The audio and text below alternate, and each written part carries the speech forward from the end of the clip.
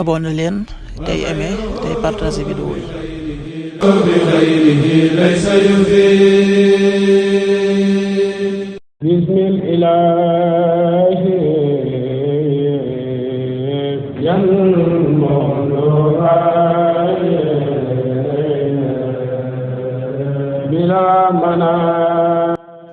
asalaamaaleykum mbokk yi tey la dibéer ñaar fukki fan ak juróom ci safar muy weeru diggi gàmmu di ñaareelu weer ci atum junni ak ñeenti téeméer ak ñeent fukk ak juróom-ñett ci gàddaay yonente bi sallallahu alayhi wa sallam dëppoo juróom-ñeenti fan ci weeru ut ci atum ñaari junni ak ñaar fukk ak juróom benn ñaar fukki fan ak juróom bokkul ci lim yu fàtte yi lim bu rafet la.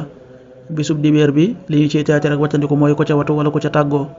ñaanuk bis bi amul benn buur bu dul yow tudd naa sak sell man dey maa ngi bokk ci tooñkat yi. laa ilaha illa anta subhanaka inni kuntu min alzalimin laa ilaha illa anta subhanaka inni kuntu min alzalimin.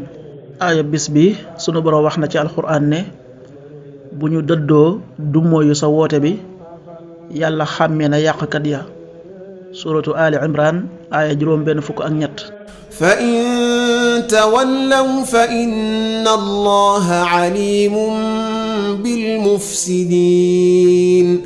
sadaqallahul azim. xadiisu bis bi yonent bi sallallahu alayhi wa sallam nee na ku gëm yàlla gëm bis penc ba nay wax aw yiw te noppi ci lu dul aw yiw.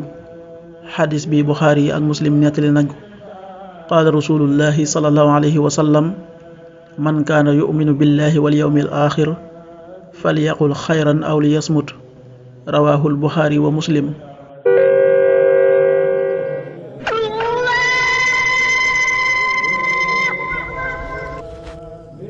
waxtu julli yi suba waxtoom dana tàbbi 5h39 juróomi waxtu yu tegal fanweeri simili ak juróom-ñeent.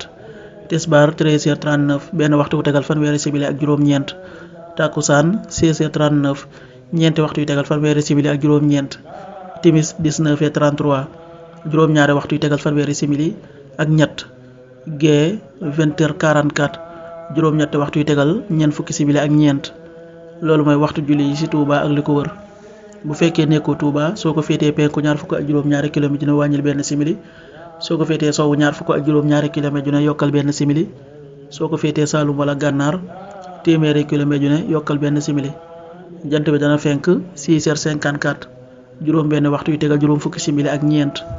di so 19h29 juróom-ñaari waxtu yu tegal ñaar fukki simili ak juróom-ñeent. yàlla nanu yàlla nangul te nangul leen amin.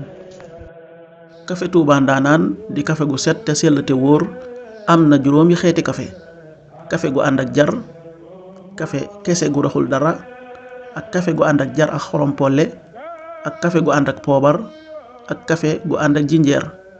képp ku ci bëgg ak foo mën a nekk ci biir réew mi ak bitim réew mën ngaa woote ci numéro yi 77 120 69 95 wala 70 781 11 71.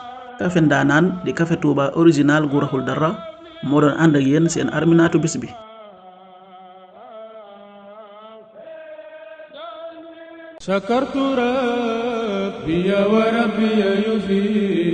abonné leen tey aimé tey partagé vidéo yi.